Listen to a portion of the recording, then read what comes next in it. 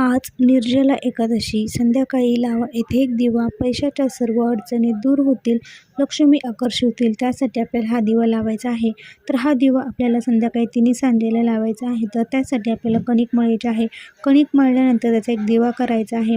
दिवा केल्यानंतर जे आपण वातीचं तोंड केलेलं आहे तिथे हळदी किंवा कुंकू लावायचं आहे. ते लावल्यानंतर त्या दिव्यामध्ये आपल्याला डबल वात टाकायची आहे. डबल वात टाकल्यानंतर त्यामध्ये तूप टाकायचं आहे. तूप टाकल्यानंतर तो दिवा एका डिशमध्ये आपल्याला तांदूळ किंवा गहू घ्यायचे आहे आणि त्यामध्ये ठेवायचा आहे. तो दिवा ठेवल्यानंतर आपल्याला त्यामध्ये भीमसेन कापूरची एक वडी आणि थोडीशी हळद टाकायची आहे आणि हा दिवा आपल्याला कुठे प्रज्वलित करायचा आहे, जिथे शेमीचं झाड आहे त्या शेमीच्या झाडाखाली प्रज्वलित करायचं आहे.